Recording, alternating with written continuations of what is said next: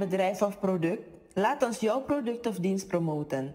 Voor meer info ga naar kulturu.com.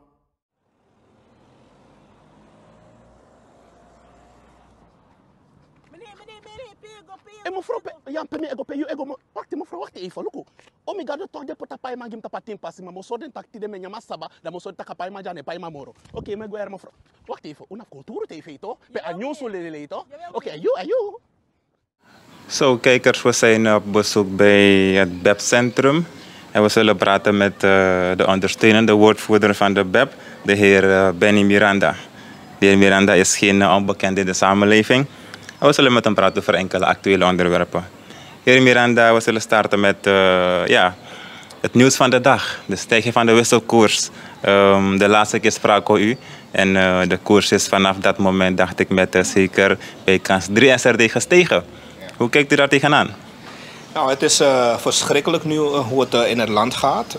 Ik denk dat het voorlopig ook niet anders zal worden. Omdat de economie is verslechterd de afgelopen tijden.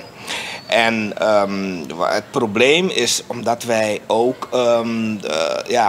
we hebben geen inkomsten. Het land heeft geen inkomsten.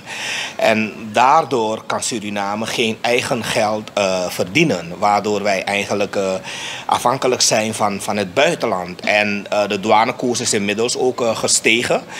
Dus waardoor de winkeliers ook verplicht zijn om de prijzen wederom te verhogen.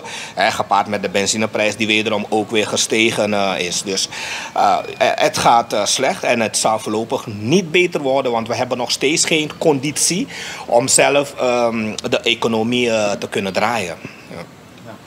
We hebben gemerkt dat de president het staatshoofd onlangs enkele maatregelen heeft aangekondigd in DNA. Heeft u dat kunnen volgen? Ja, de president heeft een aantal maatregelen aangekondigd. En die maatregelen van de president is eigenlijk... ik weet niet hoe Suriname, hoe het volk daarmee zullen omgaan. Omdat het eigenlijk alleen maar lastverzwarende maatregelen zijn. De economie, net hadden we het al over de economie die al heel slecht draait. En om nog te gaan bezuinigen en de subsidies ook nog verder te laten verwijderen. Nou, dat betekent dat het volk eigenlijk dan niet meer in staat zal zijn om rond te komen. We komen nu al niet rond. Een zak rijst kost inmiddels 920 SRD. Dus en de zorg, nou, als daar ook bezuinigd wordt en als de winkelprijzen daar niets aan gebeurt en de overige nutsvoorzieningen moeten ook allemaal nog verhoogd worden. We zijn nog niet klaar met het verhogen. Dus ja, ik zou niet weten hoe we in deze rond moeten komen. Het is echt precair. Ja. Ja. Het staatshoofd geeft aan dat de centrale bank versterkt zal worden. Wat vindt u daarvan?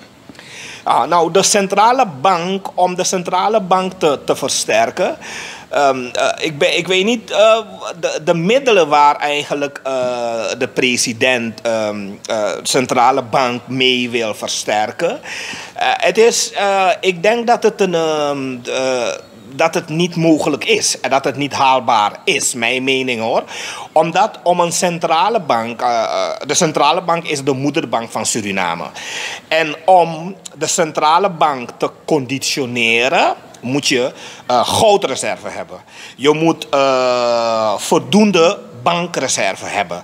Anders kun je de centrale bank nooit conditioneren.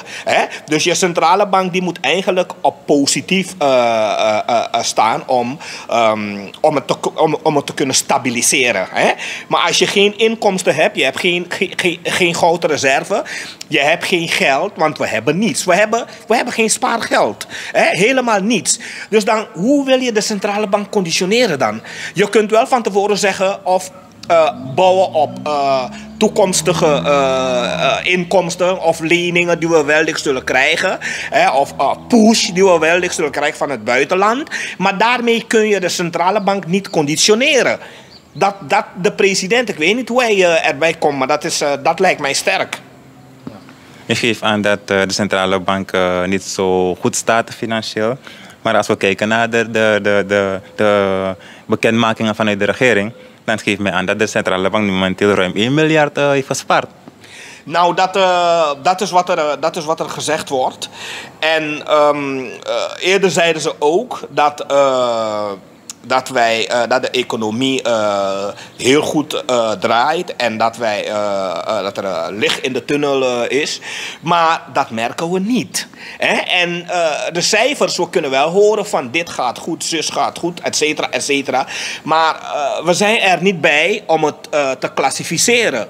Dus als de overheid zegt dat ze goed bezuinigd hebben en dat de centrale bank redelijke winst heeft bespaard en daarmee toch wel bepaalde zaken mee kunnen realiseren, nou dan hou ik mijn hart vast. Want ik had ook gelezen dat ze die begroting wat ze dus gemaakt hadden, dat ze ook in bepaalde vlakken ook tekort komt en zo. Dus dat betekent dat als je dan roept dat je gespaard hebt en dat je dan daarop wil bouwen om centrale bank te conditioneren, te stabiliseren, dat lijkt mij sterk. Want een tijdje terug moesten ze ook overal geld lenen. Bij Staatsolie, EBS en bij bepaalde banken hadden ze ook allemaal geld geleend en zo.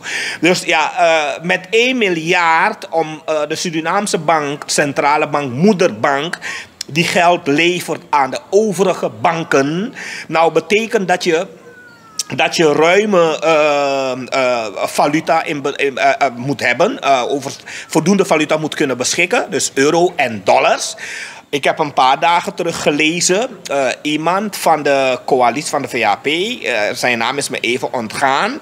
Hij had het over dat de meeste valuta's thuis liggen bij de mensen. Bij het volk. Nou, betekent dat centrale bank dus over onvoldoende valuta's beschikt. En wat ze dan ook willen doen is het moeilijker maken voor het volk om valuta te kunnen kopen. Hè? Dus ja, het lijkt mij sterk om met 1 miljard... die eigenlijk voor ons niet met zekerheid vast te stellen is, te zeggen dat de bank daarmee gestabiliseerd zal worden. Ja. Hetgeen u aangeeft, heer Miranda, enkele DNA-leden hebben ook kanttekeningen geplaatst bij de aangekondigde maatregelen van de regering. Heeft u de reacties van de DNA-leden kunnen volgen? Nou, de DNA, kijk, mijn voorzitter, meneer Azabina, die volg ik op de voet natuurlijk. Hè? En hij heeft ook duidelijk gezegd dat het eigenlijk, om het maar heel voorzichtig uit te drukken, dat eigenlijk het volk aan het verdronken, of dat het volk verdronken raakt. Hè? Dat het volk dus eigenlijk geen uitweg meer zal vinden om uit te komen met al die maatregelen. En het is dan eigenlijk voor het volk is het helemaal niet meer... Nu al kunnen ze niet rondkomen. Als we denken aan de bustarieven. Sommige mensen die kinderen hebben, die moeten per week, soms kost het aan een gezin bijvoorbeeld 400 SRD per week aan bustarieven, want de kinderen die gaan met de bus gaan ze naar school. En dan ook nog vaste lasten erbij. Dus het is niet vol te houden voor niemand. Alleen al brandstofkosten, jij ook, vanwege je werk moet je ook wekelijks met de bus. Als je uitrekent hoeveel je wekelijks betaalt aan busgeld, nou dat loopt in de honderden loopt het. Dus en het is voor heel veel mensen niet meer vol te houden. Dus eigenlijk de economie staat nu helemaal op haar kop. Het is voor iedereen is het moeilijk. Ik rijd nu een kleine auto, omdat ik aan het bezuinigen ben. Als ik nu een berekening maak, kost het mij ongeveer plus minus per week, per maand, ongeveer bijna 5.000-6.000 aan benzine. Wat ik kwijtraak. Want je moet elke dag tanken. En nu, als je 400 SRD tankt, dan heb je bijna niets. Dus je moet vanaf 600, 700 SRD of 1000 SRD moet je tanken. Dus het is, ja, we zitten nu eigenlijk het volk we kampen nu met iets eigenlijk wat we hadden dit niet verwacht. En dit hadden ze ons ook niet beloofd. Misschien is het ook een verrassing voor hen. Dat zij dus nu misschien voor grote verrassingen staan. En denken van nou ja, ze hadden het niet zo verwacht. Maar dat is dan eigenlijk verwerpelijk. Omdat destijds de ABOP, de VAP, de NPS, PL... die zaten in de oppositiebanken. Dus ze hadden alles meegemaakt. Ze wisten over de situatie. En ze wisten ook dat als het IMF komt, dat het IMF het voor ons zou verzwaren. Dus diverse maatregelen voor ons zou opleggen. Dus het is ja, de regering eigenlijk. En ik heb laatst ook iets kort gelezen over dat het IMF dan, dat ze verkeerde berekeningen zou hebben gemaakt. Waarom we nu een hoge koers hebben. Dus het is bijna niet meer te volgen wat er dan precies goed gaat en niet goed gaat. Hè? Omdat het een zootje is. En als de economie een zootje wordt, dan is het bijna niet meer te volgen. Hè? En ik denk dat de president ook het soms ook niet meer snapt. Omdat de puinhoop is te groot geworden op het moment.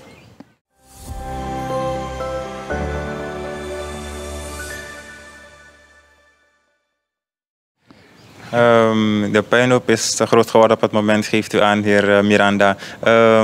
De DNA-leden, de heer Melvin Bouva bijvoorbeeld, die geeft aan dat een aantal van de maatregelen te zien zijn in de valutawet. Heeft u dat ook kunnen volgen?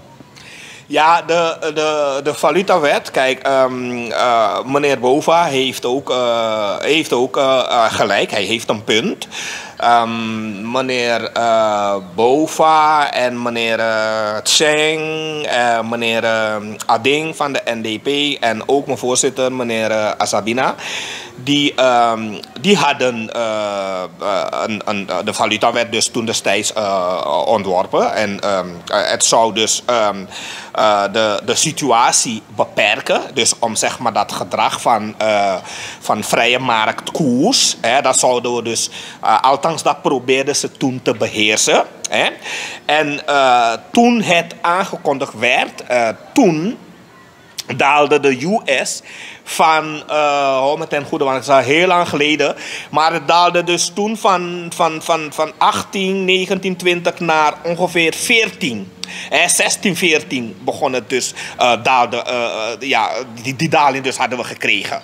Maar toen begon de VAP, de ABOP en de NPS, toen hadden ze bezwaar. Dus toen zeiden ze van, de valutawet is niet goed, het moet van tafel. En banken dreigden ook om te gaan staken enzovoort, omdat ze vonden dat het de valutawet die moest van tafel, zeg maar. En toen werd het geschorst, meen ik. Het ging dus van tafel. En aansluitend dus richting de verkiezingen, toen won de NDP, die kwam eruit met 16 zetels, ABOP met 10 zetels, VAP met 20 zetels. Dus eigenlijk zou je dan verwachten dat de NDP mee had moeten doen, dus als tweede partij in de coalitie. Maar NDP werd terzijde gelegd en vervolgens, doorgaand, werd meteen, ongeveer enkele maanden later, las ik ook over verhalen dat ja, we moeten maar eens weer ons concentreren om te kijken of wij misschien de valutawet alsnog moeten invoeren. Dus, en eigenlijk wat meneer Bouva suggereert is dat met de valutawet zouden wij een betere beheersing hebben op alles. Want dan zouden wij geen vrije marktkoers hebben. Vrije marktkoers betekent eigenlijk dat iedereen mogen doen wat ze willen. Dus je hebt daar een koers van bijvoorbeeld 1 op 35. Ergens anders heb je een koers van 1 op 40, straatkoers nog hoger enzovoort. Dat is dus vrije marktkoers. En de regering had zelf, althans, de regering werd net binnengeschoten, dat de regering werd gedwongen om vrije marktkoers toe te passen. Dat werd door het IMF opgelegd. Omdat als er geen vrije marktkoers overeenkomstig van toepassing is, dan vond het IMF van nou ja, dan haal je onvoldoende geld binnen. Dus om zeg maar een bepaalde besparing te kunnen conditioneren. Dus dat is dus eigenlijk de reden ook waarom al die verhogingen, het komt door het IMF. Maar door al die verhogingen wordt het volk wel benadeeld. Wat niet de bedoeling was, wat niet de afspraak was. Maar de regering nu eigenlijk, als wij het goed klassificeren, de regering die, misschien dachten ze van nou ja, we zien wel wat het wordt. En als we daar eenmaal zitten, dan bekijken we het wel. En dan zien we wel hoe we het zullen regelen. En voor hen is het nu een grote verrassing geworden. Ze hadden niet verwacht dat die druk vanuit het IMF zo groot zou worden. Want het IMF die zegt nu duidelijk van ja, je moet... eigenlijk, je moet alle subsidies moet je afschaffen. Afschraling daarvan betekent meer kosten voor het volk. Dus het IMF die houdt geen rekening met jou. Het IMF houdt geen rekening met jouw belangen. Jouw belastingstelsel. Het IMF die gaat er anders mee om. Het IMF wil alleen maar dat ja, je moet, wanneer je bijvoorbeeld in een bepaald land een kwijtschelding aanvraagt, dan zeggen ze nou ja, u kunt in aanmerking komen voor een kwijtschelding, maar dit zijn de maatregelen. En dan kunnen ze bijvoorbeeld zeggen nou ja, het kan wel geregeld worden, maar in plaats van €100 per maand krijgt u bijvoorbeeld €25 per maand en de rest wordt gebruikt om dus aflossingen te realiseren. Dat is dus zo kun je bijvoorbeeld het IMF-maatregelen bekijken. En ja, het volk, wat meneer Boven eigenlijk zegt, het zijn heel veel zaken en zo. Doordat wij geen inkomsten hebben, geen geld hebben en een vrije marktkoers, dat is eigenlijk wat alles verpest. Een vrije marktkoers betekent sowieso ook geen beheersing. Dus financieel, economisch betekent dat eigenlijk de handelaren mogen ook vrij uit hun gang gaan. En daarbij hebben we ondertussen een douanekoers van bijna 40 SRD, 38 volgens mij is het nu, 37, 38 douanekoers. Dat betekent dat tijdens het invoeren, dus import-export, we exporteren bijna niets, maar importeren wel heel veel.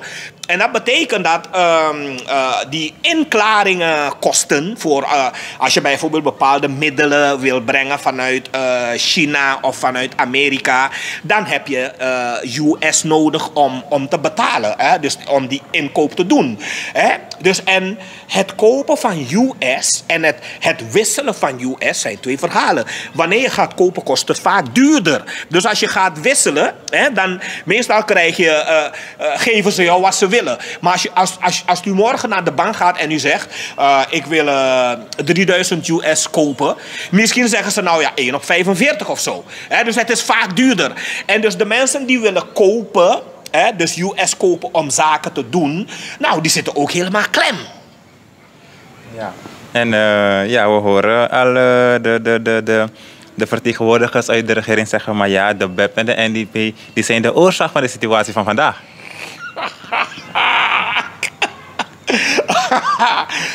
Lachwekkend. De BEP en de NDP zijn de veroorzakers, zeggen ze. Nou, dat is verwerpelijk. Omdat nou, de NDP en de BEP, Die hadden een bepaalde strategie bedacht om het eigenlijk zo toegankelijk mogelijk te houden voor het volk. En daardoor kon het volk beter bewegen. Toen konden we nog een Chinese broodje kopen voor 20 cent, 30 cent. Enzovoort, enzovoort. Kip was volgens mij, hou me ten goede, geloof iets van 40 SED, 35 SED kostte een kilo kip. En veevoer enzovoort, al die dingen konden we allemaal goedkoper inkopen. En nu, bijvoorbeeld, als we dan bepaalde prijzen een vergelijking maken, dan zie je dat alles nu veel duurder is geworden. Wat NDP en BEP hadden gedaan is, de NDP die hadden ook het IMF benaderd om zaken te doen met het IMF. Ze hadden onderhandeld en het IMF ging bijna akkoord en zo.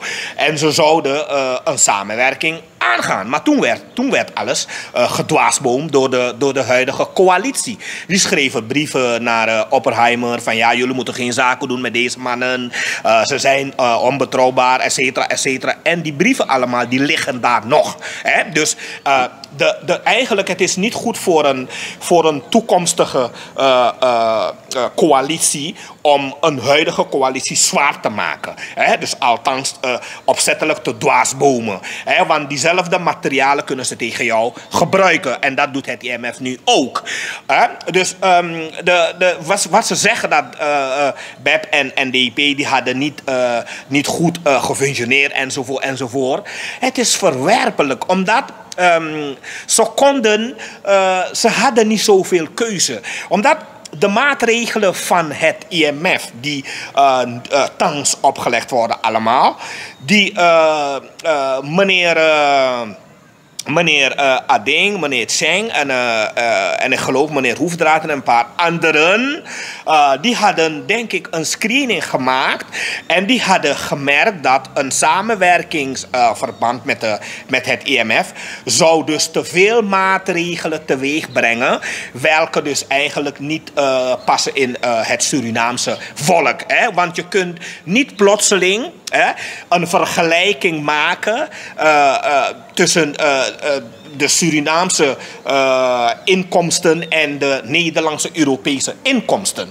Want als je dan bijvoorbeeld zegt dat je de benzineprijzen en dieselprijzen marktconform wil maken, dat is hetzelfde als wanneer je dus vrije marktkoers wil toepassen. Marktconform betekent dus dat je dan bijvoorbeeld als een liter benzine zeg maar 2 euro kost in Nederland of 3 euro of zo, dan wil je dat ook eigenlijk bezigen in Suriname, in Zuid-Amerika. Maar dat past niet, want in Europa verdienen ze bijvoorbeeld 1000 euro per maand. En hier verdienen ze ongeveer 100 euro, 150 euro per maand. Dus als je bepaalde marktconform zaken wil invoeren in Suriname, denkende dat de mensen het zullen redden, is het een grote vergissing. Je laat de mensen verarmen, je laat de mensen echt zwaar in armoede leven, omdat wij niet zoveel verdienen in Suriname.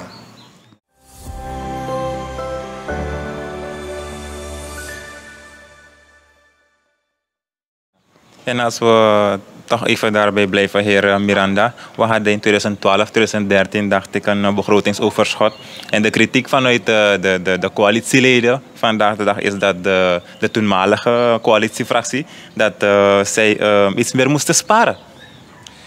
Nou, kijk, wat ze zeggen, wat de coalitie nu zegt eigenlijk over dat de NDP en de BEP meer hadden moeten sparen en natuurlijk meer geld hadden moeten bezuinigen. Kijk, allereerst de regering, de coalitie NDP en BEP, we hadden weinig keuze, omdat de regering destijds werd ook op verschillende manieren was er ook een psychologische gevecht. Er was een psychologische gevecht ook vanuit de cambio's en zo. Er was een psychologische gevecht vanuit de banken. Hè? Dus wat er toen gebeurde is dat de banken die vochten eigenlijk een beetje jegens de coalitie destijds. Waardoor de coalitie eigenlijk ook de schuld kreeg dat zij dus eigenlijk een beetje met het Nederlandse euro en Amerikaanse dollar een beetje speelde eigenlijk. Daar kwam het eigenlijk op neer. Maar het was onjuist. Want het volk begon destijds een beetje erin te geloven. Sommigen geloofden het helemaal. Dat het eigenlijk de vorige regering schuld was waarom wij een hoge koers hadden. Hè? Maar het was iedere keer dus de bank en de cambio's die ervoor zorgden dat wij een hoge koers hadden. Want de regering die was van plan toen om een valutawet te realiseren. Maar de oppositie destijds die vonden dat niet goed. Dus het is toch raar. En als toen er aangekondigd werd van nou ja, er komt een valutawet en de koers begon te dalen. Toen gingen banken staken en bepaalde andere economische instanties, financiële zaken en zo, die gingen allemaal staken. Dus eigenlijk men waren niet blij met de komst van die valutawet. Want ze dachten van nou ja, omdat het verkopen van valuta is big business. Het wordt verhandeld. Men koopt het goedkoop in en verkoopt het weer. Dus het is big business geworden. Het is eigenlijk hoe men dan zeg maar benzine verkoopt. Zo wordt er gehandeld met SED, dollar en euro. Dus eigenlijk het is ze zeggen van nou ja, ze hadden meer moeten sparen en ze hadden minder moeten uitgeven. Minder uitgeven was niet mogelijk, omdat de banken die werden ook een beetje misleid destijds. Waardoor de meeste banken ook geen zin hadden om zaken te doen met de vorige coalitie. Dus de vorige coalitie die had voor hen rest alleen maar om leningen, om geld te lenen. Dus daarom gingen ze geld lenen. En de huidige coalitie die hadden toen gezegd van nou ja, als wij aan de macht komen, zullen we helemaal geen geld lenen. Wij zullen alles doen met diaspora gelden. Wij zullen alles doen met inkomsten vanuit het buitenland. Werd er allemaal gezegd. Maar wat gebeurde er nou dan? Toen natuurlijk na de verkiezingen, nu maken we andere dingen mee. Het is een hele andere situatie geworden dan ons aanvankelijk toegezegd werd allemaal. Dus de coalitie, thans, dus de huidige coalitie, die hadden zich eigenlijk beter moeten voorbereiden op waar wij nu in zitten. Dus ze hadden het ook onderschat. En wat ze nu zeggen is iedere keer van de vorige regering. Maar dat weten we nu al. We weten over de vorige regering al. Je had gezegd dat ik ga daar om het te repareren. Ik ga daar zitten om het te maken. Ik ga daar zitten om alles in orde te maken. Overal ter wereld, als een land slecht draait en ik zeg, nou ja, stem op mij, ik zal het goed maken, ik zal het beter maken. Nou, dan stem je niet op mij, je plaatst me niet daar om vervolgens alleen maar over de vorige regering te praten. Je hoort dat nergens ter wereld. Je hoort dat nooit in Nederland, je hoort dat nooit in Amerika, je hoort dat nooit op Curaçao. De huidige regering die zit, die moet proberen om het in orde te maken. En ze moeten proberen om ook niet iedere keer naar voren te halen van de vorige regering. Want al bijna 3 jaar horen we alleen maar de vorige regering. Wanneer gaan we dan eraan werken om het in orde te maken? Want daarvoor zijn wij gekomen om het in orde te maken. Niet om steeds te praten over de vorige regering. Een ander punt, heer Miranda, is dat delen van de samenleving kritiek hebben op het feit dat de regering de royalties van de kleinschalige goudsector, of uit de kleinschalige goudsector, niet in 1 keer verhoogt naar 7,5%, maar het brengt van 4,5 naar 5,5%. Hoe kijkt u daar tegenaan?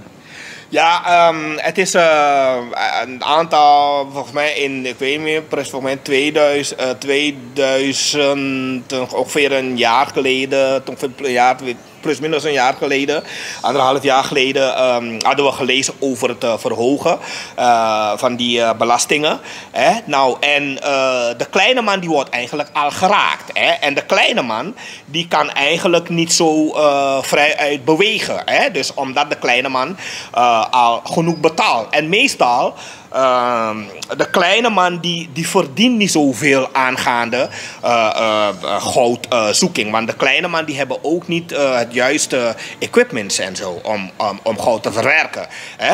Mijnbouw, het is een theorie voor eigenlijk de mensen die echt aanzienlijk winst maken, zijn de mensen die het een beetje groot aanpakken. Dus een kleine man moet je ervan uitgaan dat een kleine man die begint met enkele vaten diesel.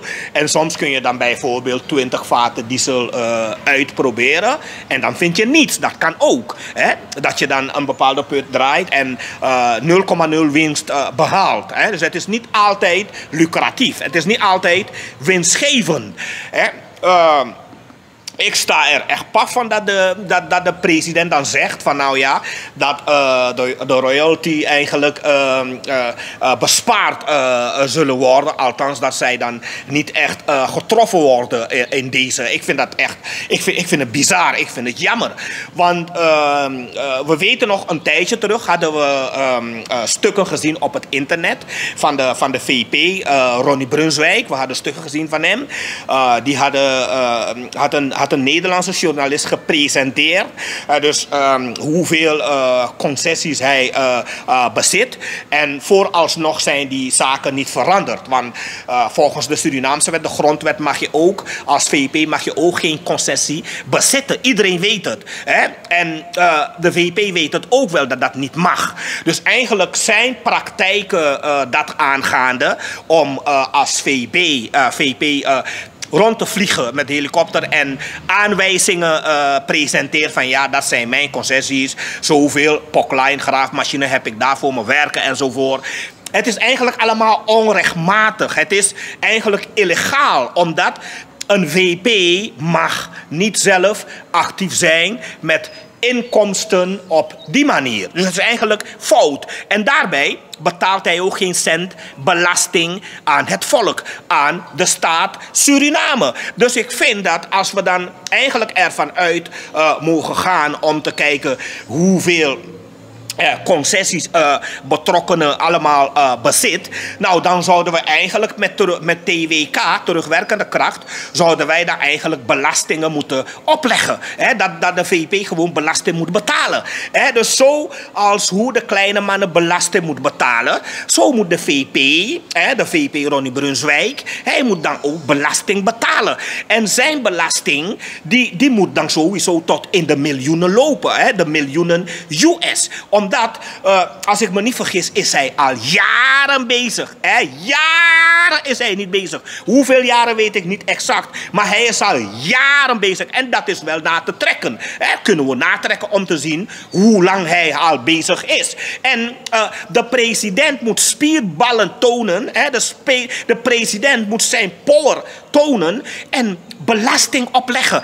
Dat de VP, die moet belasting betalen. Als hij niet wil betalen of als hij weigert om belasting te betalen, dan moet de staat bepaalde van de concessies confisceren. Die moeten ze confisceren. Confisceren betekent terugnemen, een aantal van die concessies. Want het mag toch niet zo zijn, mogen toch niet zo zijn, dat die kleine mannen wel belastingen moeten betalen en die grote mannen die al lang bezig zijn, die het milieu vervuilen en zo, die onze mooie natuur en bossen en fauna en regenwouden en zo allemaal een beetje vernietigen, zeg maar.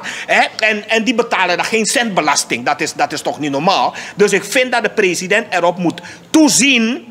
Iedereen moet belasting betalen. Als de kleine mannen die bezig zijn met 2 vaten, 3 vaten, 4 vaten, 5 vaten diesel, nou dan moeten de grote mannen ook belasting betalen. En Ronnie Brunswijk, hij moet ook belasting betalen en niet een klein beetje.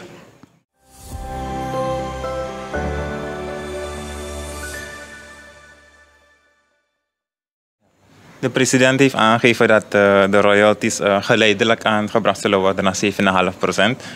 Voor de duidelijkheid. Alleen het tempo waarmee dat gaat valt niet in goede aarde bij vele mensen. Ik vind dat 7,5% is te weinig. Dat is veel te weinig. Als je dan kijkt dat het voor de kleine man naar 5,5 gaat. En voor de grote man, de royalty, dan gaat het naar 7,5. Nou, wat voor zo'n verschil is dat? Anderhalf verschil zit er tussen. Anderhalf maar. Dat is toch niet normaal? Je kunt ook de kleine man niet raken met 5,5. En dan zet je anderhalf bovenop. Voor de grote man, dat is toch niet normaal, dat is toch kinderachtig? Ik vind dat echt kinderachtig. Als de president en de rest zeggen dat ze belasting willen halen om het volk te helpen, om de staat te helpen, dan moet je die belastingen niet alleen maar bij de kleine mensen halen. Want het volk betaalt toch ook genoeg belasting. Wij betalen nu bijna 40 SRD betalen we nu per liter benzine. Dat heeft allemaal ook te maken, die verhogingen zijn ook allemaal vormen van belastingen. En de winkelprijzen ook, al die verhogingen zijn ook allemaal vormen van belastingen. Omdat als die subsidies allemaal eraf gaat, verwijderd worden allemaal. Nou, dat betekent dat we eigenlijk dan geen subsidie meer betekent, dat het dan belasting betalen wordt. Dus het volk betaalt zoveel belasting, niet alleen maar één soort belasting. Het volk betaalt overal. Overal betaalt het volk belasting. Op brood, op een blikje bruine bonen, noem maar alles wat je koopt, betaal je nu belasting voor. Dus en als de president, althans de coalitie dan, een eventuele verhoging wil invoeren voor 5,5%. Voor degenen die kleinschalig bezig zijn met goudwinning. En voor de grote jongens. 1,5% meer. Nou, ik vind dat kinderachtig. Het moet op zijn minst. Eigenlijk moet het 50-50 worden. 50-50. Dus als het kan, moet het gewoon 50-50 worden. En de regering die moet dat met TWK. Ze moeten gaan onderzoeken hoe lang bepaalde mensen al bezig zijn. En met TWK, met terugwerkende kracht, betekent als je al 20 jaar bezig bent, dan moet de regering vanaf 20 jaar, vanaf 2000, moeten ze dan eigenlijk al confisceren, belasting binnenhalen, belasting genereren vanaf 2000, niet vanaf nu beginnen. En inderdaad, het tempo, het schiet niet op.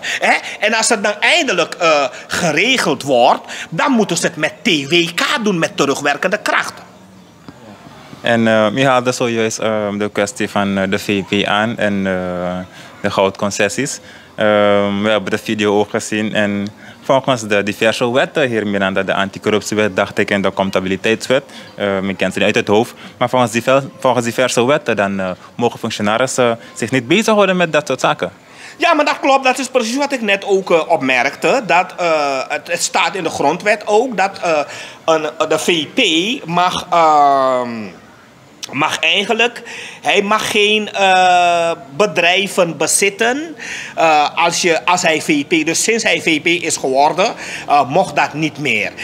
En die gronden zijn ook nog eens een keer allemaal overheidsgronden, domeinengronden.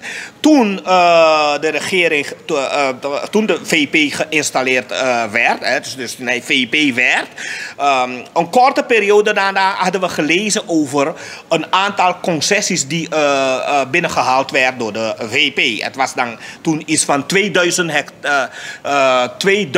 hectare of meer zelfs. En inmiddels is dat ook allemaal verhoogd. Dus ze hebben nu zoveel concessies binnen. Exact weten we niet hoeveel dat zijn allemaal. Maar het loopt tot in de 20.000, 40.000, 50.000 hectare concessies die bepaalde mensen hebben. En de VP van het land die bezit ook heel veel concessies. En volgens de wet inderdaad, volgens anticorruptiewet en om eigenlijk je integriteit hoog te houden, dus je eerlijkheid, ambtshalve, dan zou je dus eigenlijk je niet bezig mogen houden met zulks handelingen.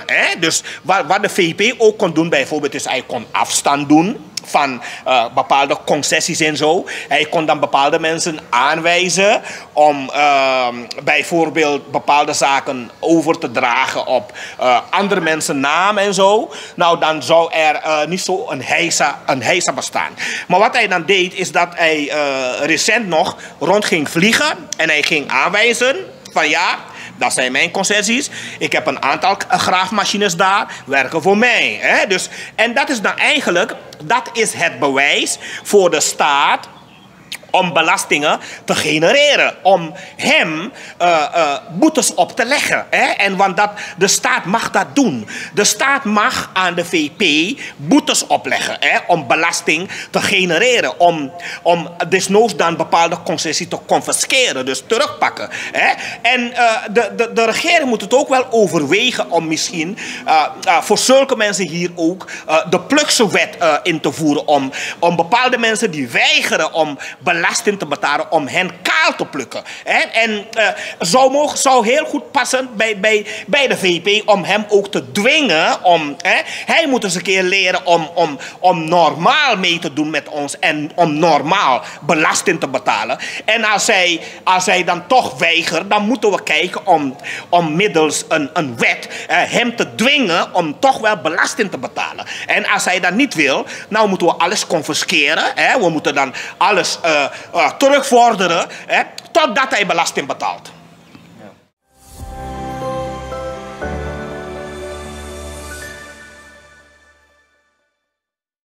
Ja, heer Miranda, ter afronding. We hebben ook een moment gehad onlangs in DNA waarbij de heer Belfort onder andere vragen heeft gesteld over een kwestie van het Nederlands OM. Hij heeft jaren in Nederland gewoond.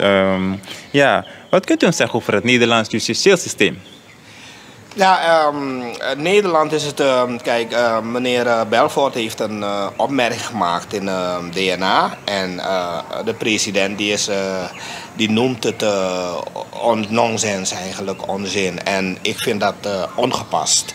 Want het is niet aan de president om een DNA-lid te corrigeren. Het is de voorzitter die dat moet doen, met alle respect. En Belfort heeft een opmerking gemaakt om een beetje inzake te krijgen in datgene wat allemaal gaande is, wat daar allemaal gebeurt. De president heeft dus geweigerd om erop te reageren. Nederland is namelijk zo dat wanneer er bepaalde zaken gaande is, dan is Nederland zeg maar heel goed met het onderzoeken van strafbare feiten. Nederland gaat eerst altijd heel goed onderzoek doen. En dan gaan ze over tot het arresteren van mensen.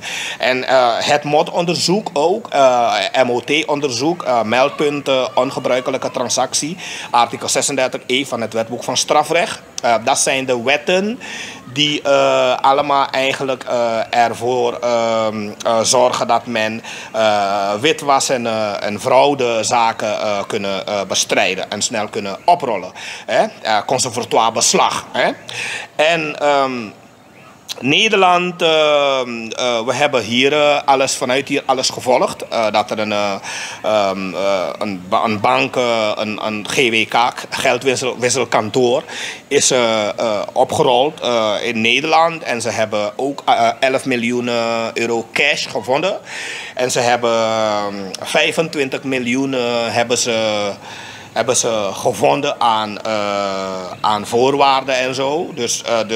Dus waarde bedoel ik. Dus waarde, dus vastgoedwaarde in Scheveningen onder andere.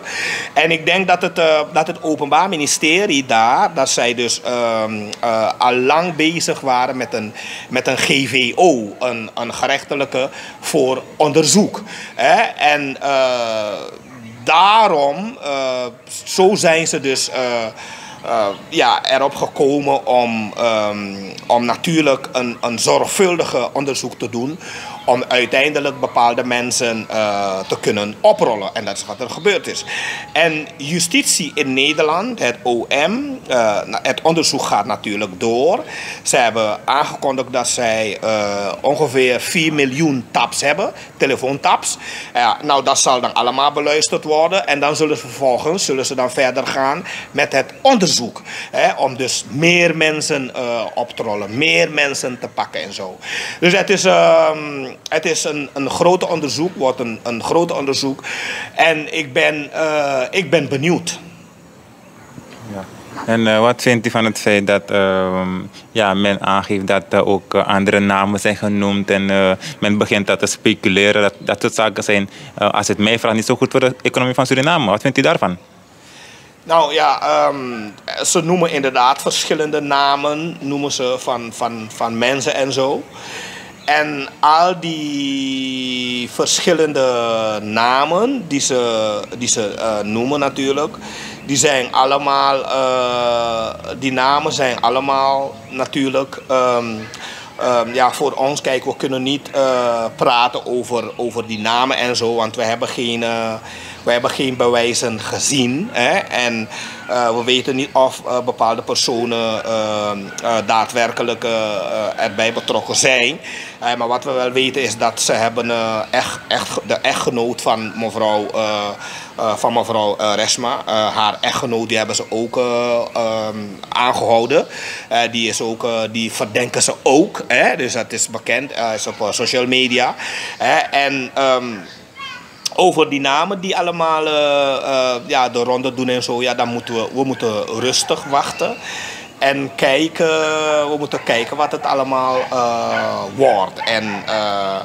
En wat men eigenlijk als justitie 4 miljoen aan bewijsmaterialen heeft, dus telefoontaps en zo, dan mogen we ons borst nat maken, denk ik wel. Want we kunnen dan verrast worden inderdaad met namen. Maar Nederland kan ook bijvoorbeeld denken van nou ja, we gaan niet alles vrijgeven. We gaan alles bewaren. En dan bepaalde mensen, wanneer ze richting Nederland reizen, Aruba of Curaçao, dan worden ze aangehouden. Dus dat kan ook. Dus die namen, sommige namen zullen we denk ik echt niet horen. En dat zullen we dan ook niet horen in het belang van het onderzoek. Want ze zijn nog steeds bezig met het GVO gaat nog steeds door. Gerechtelijke vooronderzoek. En artikel 36e van het wetboek van strafrecht, die wordt al toegepast, want ze hebben al conservatoire beslag gelegd. Dat is een beslag, wordt gelegd om bepaalde middelen te bewaren. Hè? Dus ze leggen conservatoire beslag op om bepaalde middelen om te voorkomen dat bijvoorbeeld de verdachte middelen verduistert. Dat de verdachte dus spullen pakt en wegrent ermee. Dus daarom gebruiken ze dan conservatoire beslag. Maar over die namen, ik denk niet dat wij erachter zullen komen wie er allemaal bij betrokken zijn. Ja. En zoals ik eerder aangaf, u kent het Nederlandse systeem zo'n beetje. Kunnen we concluderen dat het een no-nonsense onderzoek wordt? Nou, het is inderdaad een no-nonsense onderzoek, omdat het OM, Justitie Nederland, die gaat niet zomaar mensen beschuldigen. Het OM in Nederland, die zijn heel goed met het uitvoeren van strafrechtelijke onderzoek. Ze gaan van tevoren eerst alles heel goed onderzoeken. En als ze alles heel goed hebben onderzocht, dan gaan ze dus over tot de strafvordering. Dus arresteren van mensen en zo. En ik denk dat Nederland, als er sprake is van een grondige GVO. Wat het ook is, denk ik. Want ze zeggen dat ze heel veel bewijsmaterialen hebben. Want zonder bewijsmateriaal zal de officier van justitie, OVJ in Nederland, ervoor zorgen dat enig onderzoek niet doorgaat. De officier van justitie zal ervoor zorgen dat bepaalde onderzoek op tijd gestopt wordt en zo. Hè? Maar dan wordt er stilzwijgen stopgezet. Maar als je zoveel hoort en als ze zoveel bewijzen hebben gevonden, dan denk ik dat ze genoeg bewijzen hebben. En in Nederland ook, daar hebben ze op grond van de Plukse wetgeving, het feit dat Nederland zoveel geld cash heeft gevonden, dus 11 miljoen euro cash, dat is al voldoende voor een strafrechtelijke onderzoek en voor het veroordelen van mensen voor witwassen. Want dat geld hebben ze gevonden, ze hebben het. Dus, en je moet dan gaan verklaren waar dat geld vandaan komt, hoe je aan dat geld bent gekomen. Dus voor Nederland, kijk bijvoorbeeld als ze in Nederland verdenken voor witwassen meestal, dan moet het om heel veel geld gaan. En als ze dan geen bewijzen hebben, als ze bijvoorbeeld helemaal niets hebben, nada hebben, dan moeten ze je laten gaan. Maar houden ze je bijvoorbeeld aan in Nederland met 100.000 euro of 200.000 euro... en je kunt niet aantonen waar het vandaan komt, hoe je eraan bent gekomen, waar je het vandaan hebt gehaald enzovoort, dan is dat al genoeg voor een strafrechtelijke onderzoek. Dus ik denk dat ze wel een ernstige zaak hebben, ja. Gezien op wat ze tot nu toe hebben.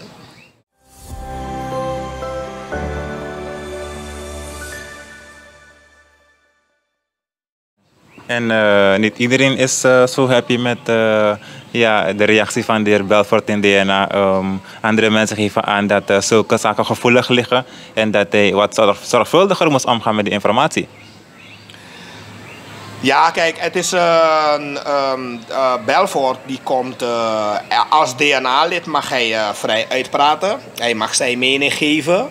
Hij mag ook natuurlijk altijd alles zeggen waar het op slaat eigenlijk. En sommige mensen hun mening gaat misschien een beetje verder. Maar het is natuurlijk, ieder gaat er anders mee om. Maar ik vind dat Belfort niets verkeerd heeft gedaan. Hij mag onderzoek doen. Hij mag onderzoeken in DNA. En wat hij probeerde te doen is een onderzoek in te stellen naar wat er allemaal gebeurd is. Om te kijken of er wel een reactie uitkomt. Dus zijn reactie zijn inderdaad een beetje hard. Maar hij mag die vragen stellen.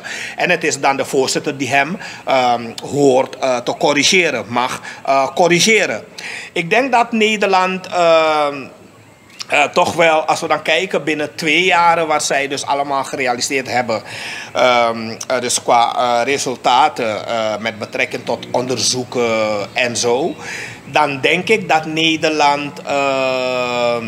Nederland toch wel veel heeft bereikt binnen 2 jaar. En ja, Nederland, wij hebben ze zelf hier gebracht. De coalitie heeft Nederland zelf gebracht. Omdat Nederland wou allang kansen krijgen om bepaalde onderzoeken uit te voeren in Suriname. Maar dat kon niet zo goed gebeuren. En de coalitie heeft zelf Nederland gebracht om bepaalde onderzoeken uit te voeren. En als Nederland komt, Nederland gaat niet alleen maar de kleine mannen onderzoeken. Nederland gaat iedereen onderzoeken. Dus ook de allergrootste mannen. Nederland, wanneer ze in een land komt zelfs, de president en VP kunnen ze gaan onderzoeken. Dat is Nederland. En Nederland die maakt geen grapjes met die dingen. Dus ja, ze hebben 4 miljoen tabs. We weten niet wat er allemaal daarin voorkomt. Maar ja, het is voor mij een grote vraagteken. Ik denk dat het echt spannend wordt. Want de mensen die allemaal erbij betrokken zijn, want bijvoorbeeld, kijk, het veelvuldig overmaken van grote geldbedragen vanuit Suriname naar Nederland, dat kan al een strafbare feit opleveren. veelvuldig grote geldbedragen overmaakt vanuit Nederland naar Suriname, kan ook een strafbare feit opleveren. En vooral als het cash gebeurt. Wanneer je bijvoorbeeld volgens de wetten in Nederland, als je bepaalde geldbedragen overmaakt vanuit Nederland naar Suriname, als het via internetbankieren gebeurt, digitaal via internetbankieren gebeurt, van rekening naar rekening, en het is na te trekken waar het vandaan komt, en niet dat het bijvoorbeeld eergisteren is gestort door een onbekend persoon. Want dat zijn dus alles die dingen die er, zeg maar, nagetrokken worden om bijvoorbeeld te kijken van of het wel legaal is of niet. Omdat het OM in Nederland, die gaan echt zorgvuldig bezig. Als bijvoorbeeld een bepaald persoon een geld overmaakt in Nederland, bijvoorbeeld iemand maakt 20.000 euro of 30.000 euro, dan het OM die gaat dat dan onderzoeken. Ze gaan kijken van wanneer is het gestort en hoe lang bestaat dat geld al op die rekeningen van betrokkenen. Is het gisteren gestort? Is het eergisteren gestort? Dus er zijn veel aanwijzingen om bepaalde verdenkingen teweeg te brengen. Om bepaalde verdenkingen bijvoorbeeld op te roepen. Dus we gaan kijken, wanneer is dat geld gestort? Wanneer is dat geld overgemaakt? En hoe lang heeft betrokkenen dat geld al? Maar wanneer het OM, conservatoire beslag en het artikel 36e bezig om te kijken, van het MOT-onderzoek om zeg maar wereldwijd alles te traceren, om te kijken dus naar de financiële bewegingen van bepaalde personen, want ze komen overal achter. Dan gaan ze kijken, bijvoorbeeld u heeft geld gestort voor iemand. Maar dan gaan ze kijken, oké, meneer heeft 10.000 euro gestort voor iemand, maar dat geld is afkomstig van jouw bedrijf en je hebt dat geld al jaren daar op jouw rekening. Dus dan gaan ze alles natrekken en dan zien ze alle sporen waar dat geld vandaan komt. En dan zien ze ook dat het legaal geld is. Dan is er niets aan de hand. Maar gaan ze het natrekken en ze zien van, nou ja, dat geld is illegaal. Dat geld is gisteren gestort door iemand. Dat geld is eergisteren gestort door iemand. Of vorige week gestort door iemand. En cash is nog gevaarlijker. Terwijl als het van bankrekening naar bankrekening is overgemaakt, nou dan gaan ze de eerste persoon natrekken. En dan zien ze van, nou ja, wat hij overgemaakt heeft, had hij al 15 jaar of 10 jaar lang op zijn rekening. Dus dat is niet afkomstig vanuit de criminaliteit. Dus zo, er zijn verschillende manieren hoe ze toetsen. Maar bepaalde mensen die weten het niet. Je kunt niet plotseling cashgeld halen. Je hebt geen bewijs waar het vandaan komt. En dan ga je storten voor iemand naar een bepaald land. En volgende week ga je weer cashgeld halen. En dan ga je weer storten voor iemand naar een bepaald land. Nou, dat valt precies in het boekje van conservatoire beslag, artikel 36e, Plugse wetgeving, onnemingsvordering. Want ze willen dan weten waar dat geld vandaan komt en hoe je eraan bent gekomen. Zo werkt het. Met onderzoek wordt voorgezet, heer Miranda. We blijven het volgen. Tot slot, heer Miranda. De vicevoorzitter van DNA, de heer Dew Sharman, heeft hetgeen u bij ons laatste gesprek aanhaalde over leiderschap, aangehaald in DNA. Volgens de heer Sharman moeten de regeringsleiders, de president en de vicepresident, leiderschap tonen. En de VP die schijnt niet zo happy te zijn met de uitspraak van de heer Sharman. Ja, de VP, ik heb zijn reactie nog niet gehoord daaromtrent. Hij heeft wellicht nog niet gereageerd.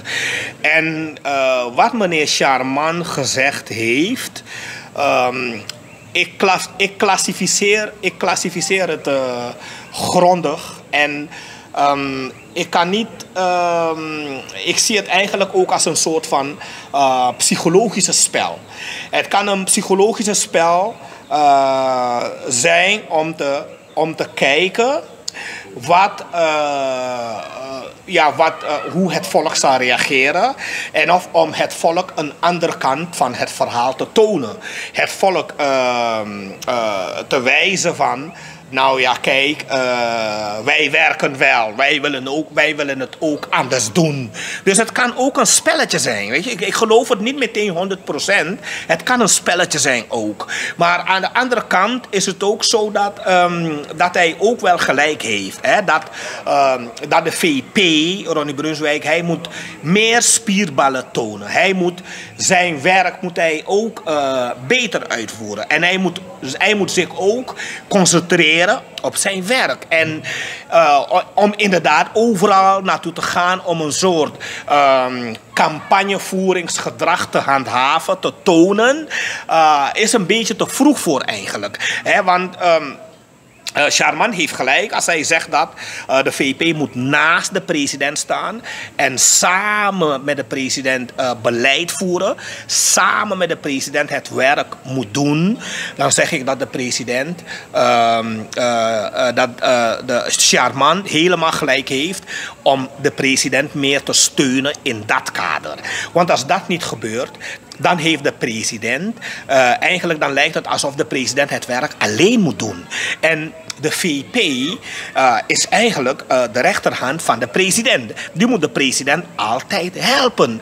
Maar om eerlijk te zijn, ik zie de VP nooit de president helpen.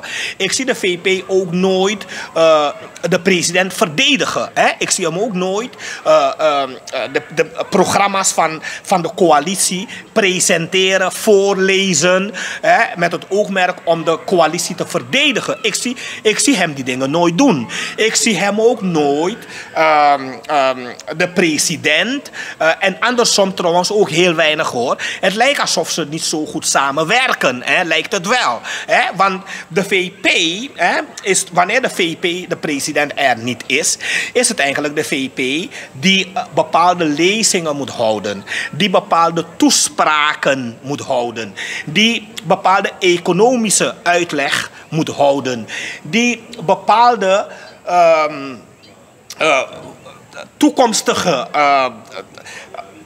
toekomstige bezuinigingen moeten proberen uit te leggen aan het volk. Want dat weten ze wel.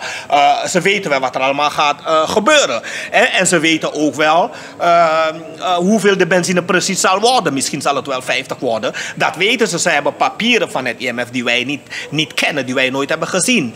Dus eigenlijk, ze verrassen het volk iedere keer een klein beetje. Iedere keer een klein beetje. Dus wat ze eigenlijk moeten doen is, ze moeten duidelijk komen en zeggen van mensen, kijk, dit wordt het. Dit staat ons te wachten. Dan weten we allemaal gelijk waar we aan toe zijn. Maar dat doen ze niet. Want ze denken dat de klap te groot zal worden. Dus wat ze doen is, klein beetje. Ze komen iedere keer, klein beetje. Iedere keer komen ze klein beetje ermee. En dat is eigenlijk ook een beetje onprofessional. Ze moeten keihard met de waarheid komen. Ze moeten ons keihard zeggen waar het op slaat. Ze moeten ons precies vertellen wat wij niet weten. En dan weten we hoe we ermee moeten omgaan.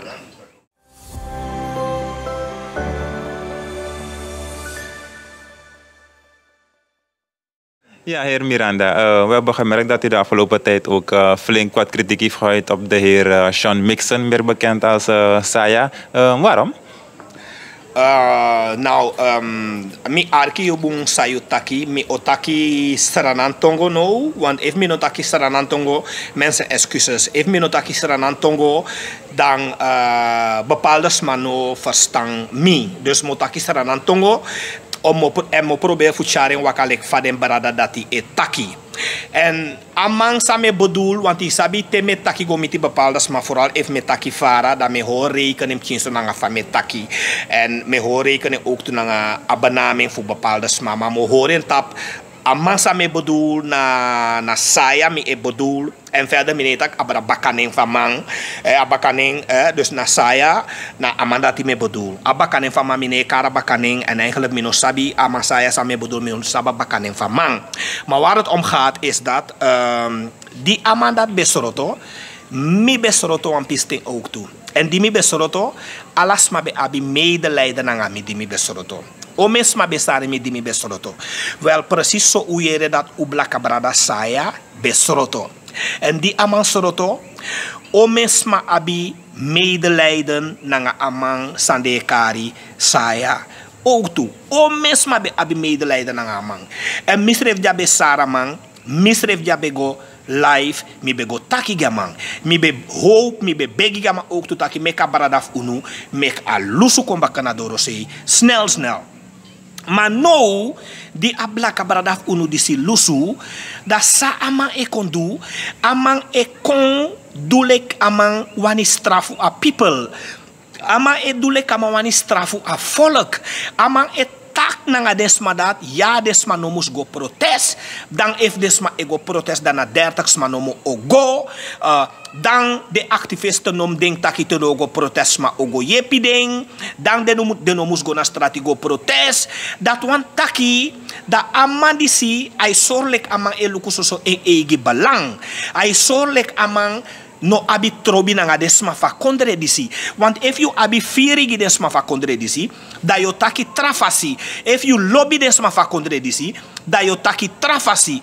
Ma if je taki, ja, if desma wani go protest, sma no kong, if desma wan go na strati go protest, dan de activisten no man finisma, dat wan taki, da i lobby fa desma e pina, i lobby fa desma de ina pina, en asan dati mi no be verwacht asan dati view, want mi abi furu brada via Haiti. Mi abi furu brada sak moto na Haiti kong, sang euro ko gimi ook tu, den brada dati, lofop gi demandati. Ala demandati, mi lobby fa demande. Mi nanga demande gevaarlijk boom. Maar amang sang abi aneng, saya amane denki boom. You e denki you wawanomo. En de uitspraken sa je meki, de sang sa je taki nanga you mofo. Je doelek di dibri. Je doelek satan. Je doelek you wang strafu desma fa kondre disi. Je doelek you wang pina desma fa kondre disi. En dat mi no lobby view. You must stop nanga desandati. En nooit moro ino mu dwing. Want Haiti no abi president no. You can go tron president na Haiti too. You can go dape go tron president. You can go dape go takigi de Haiti sma dape to talk. Dat ja, you kon in we kondre, we accepteer you in we kondre, da je wani kon play agreement giwi. Je wani kon tapus kreki giwi. Je wan kon meki umus vrede. Inom do asan dati nooit moro. Mi beg you grantagi no doen nooit moro. Efi no wan yere, da gwe bakana you kondre. Gwe bakana you kondre brada saya. Dat mi be wan sorry. Ja. En mi begrijp ook dat je no bevinden zo leuk dat je meneer Saya gonanga president na de Haitiaanse kerk. Heb ik het goed, Michel Boom? Ja, no atori fu a kerkie en zo. Uiteraard natuurlijk, president mag sabi, Esrefi mag bepaal sang aidu. En na ena embassy fusa aidu. Maar president moest hoor rekening dat a abi wan ambt sa uitdragen. En a ambt san president abi, dan amu hoor rekening chinso nanga bepaalde handelingen sa ai voer uit. Is abi desan die bepaalde pisif tot bepaalde tori umustakiding voorzichtig. Je ziet, omdat bepaalde handelingen sang e voer uit, dan trakondre kan e luku wi trafasi. Want im denk dat if you nou wie president, da waman sang abedena karantida, de man esu kwa mangi disi, de man esu kwa mangi dati, de man esu kwa mangi disi, de man esu kwa mangi dati, da atra tamara ving of atra moving, da president go make foto nanga amandati knapu nanga amandati da gi a imago va kondref unu anomoy gi a imago va kondref unu. Het is nou een privé tori de dape, maar waman sang aman kona krantik badat skoute denk aman dat aman duso da president mu hoor rekenen dat I kan go om nanga so waman, I kan take kick nanga so waman, I kan take so fatu nanga so waman, maar go make foto nanga so waman. E pota pa social media, de mai share ala sei, dat de mau denki bakatak, na man, di sisa de san de man be denki las doti du o mensani luka man, nga president dape bakayong, da gi akondre a san dati fout gi akondre, ano bungi akondre, makande gi a person fu a chantre va president kan de amana trobi na sandati magi a kondre a imago va kondre president moest hoor rekenen pikinso te ai doe zo sandati. Ja. En natrase meneer Miranda tot slot, usabi dat meneer Shaya nou een invloedrijke man in de samenleving, vooral onder de Haitiaanse gemeenschap. Of onder de Haitiaanse gemeenschap. Ja, meneer Luku de Sandati over gudu nangano gudu. Isabi meneer Luku sma sansma abi of o me moni wasma abi. So dus zo Sandati ne interesseer me so furu. Dus a tot stand komen van je Sandati sansam sorry a reactie van man nanga a fasi fama be reageer eerder ook toe. Want fossi ama bestroto, na so ama be reageer kaba. En altijd ama itaki abra in community. Nee, you taki you na sarnaman tok, you taki you geboren ja, you taki you go na skoro ja, dai mudulek saranaman. Maar so lek ama edu apart, da ama ewani die peerdes maf unu. En dat me no lobby. Maar verder over invloedrijk zetten, dat is dan dat nee interesseer me. En want trappen baka de man taki de man ocha om een plain kon in a kondref unu. De man mag kon, de man na mi brada, ifiri. Maar if de man kon dat de man moest tang in a kondre. Want de man kon de meeste of de man nee tang in a kondre. De man egwe. En Fransie, ik klagen Kayen, ik klagen Serorang, ik klagen Aladdin Kondre dat ik klagen dat de man tang in a Kondre. Dus dan de man moest go zorgvuldig om naar den toor dat hij voor luku, voor zet de sandat moro boom. Want no zo, eigenlijk als aan dat ook toe, nou een schande die a Kondre ook toe. Want no zo, als aan die controle een soort, ai geer si, ai wan geer si, me no tak na swade, maar no zo, als aan die geer zo'n soort mensen smokkels aan die. Ik rabu dus we moeten rekening houden met al die dingen. Dat if je chaman ko na kondre de man tai na kondre ano tak de mai konda trata mara de man gwena wan trase. Je ziet dus de sandati ala de sandati u moest de sandati zorgvuldig. En jullie ondersteunen de woordvoerder voor BEP. Je zoekt voor mij contact naar meneer Shaya voor legging uit. Lekwan Brada. Dus amandati in berekenen dat alla de uitspraken samen bij de fossi. Dan hebben over de samen bij taki met die volk. Alla de samen bij taki over a volk dit, a volk dat. Asolik amang elukuneer tap a volk. Dus asolik alsof amang vieren strefi boven a volk. En dan gedrag dat me vind fout van me. Amanum dosandati. En ja, natuurlijk, u kan takwan lezen. We kunnen een keertje praten. Isabi wan mine. Shamalek wan feanti. Maar manum probeer niks ook toe. Igrabu. Maar antwoord op je vraag. Minomita man dat nooit. Het nooit toe taki persoonlijk. Maar even mitu wel lezen. U kan gatori. U kan bromatori. Ja, ik sta voor open. Ja.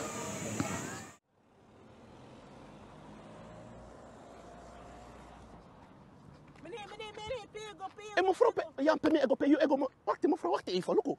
Oh my God, toch de potapai ma gim tapa timpas, maar moso den takti de menya masaba, da moso takapai ma jane pai ma moro. Oké, me go er mevrouw.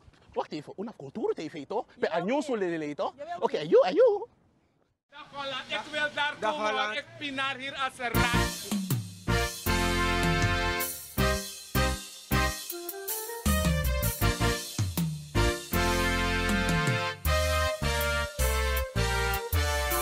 Wambari teana, wogo luku na kulturu TV. Tam sabaka gang, de Canada pe wang. Ja. Tijd voor het nieuws, go look op je nieuws. Culturu nyusu, pas de stratis respuntu. Unde baniu, sadef arkina nieuws. Culturu nyusu, pas de stratis respuntu. Suriname zo een hele clan, maar go depti hele kwan.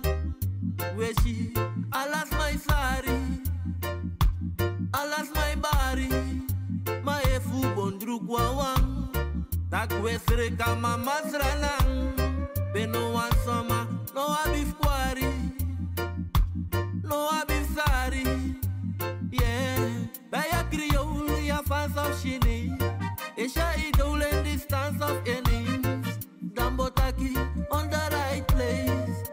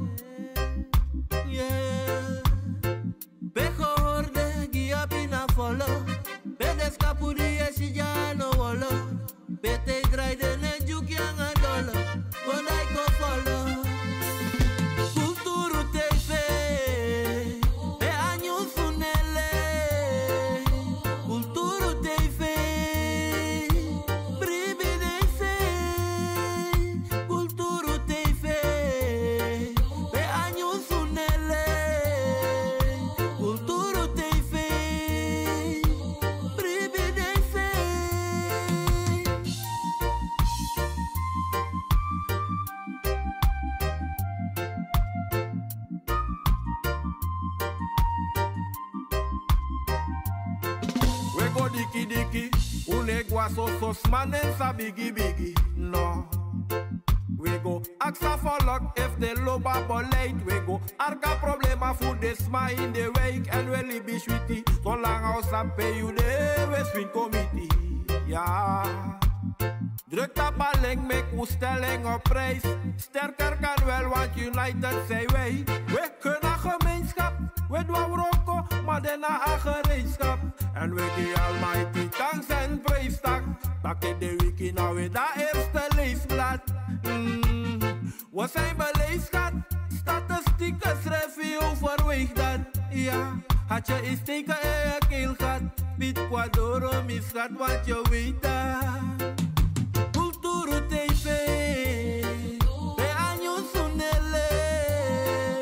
Culturu TV, privideze. Culturu TV, de años unele. Culturu TV, privideze. Ranang saisa, alas my bari. Culturu.com na anyusu wechari. No fake, no joke, ja anyusu prespari. E fu bondru kwa wanda mine kau dau shwari. Ja anyusu nesari, wai begin te wan klari. Dus krijt en share, make defense fi arki. Ja we libu no prati, u ape nei parki. We de tapat strati, kakwang ai kragi. U de borai dweng. Aksa volk vijf wangen de stijging. Je voelt vergelijking. Hoe ababo wijst dwing. Dat hoe kan verwijst ding. Gewoon naar beleid-ding. Een probleem van volk naar de stijging. Dat ben ik weet dat niet dat volk voor de ta ijs ding. Want hoe power ik kom maar voor de koties geen ding. En hoe goed op de ving. Tijd voor iets nieuws. Go look op je nieuws. Culturu nyunsu, paste fa stratis respuntu. Ude baniu, sadef arkina niu. Culturu nyunsu, paste fa stratis respuntu.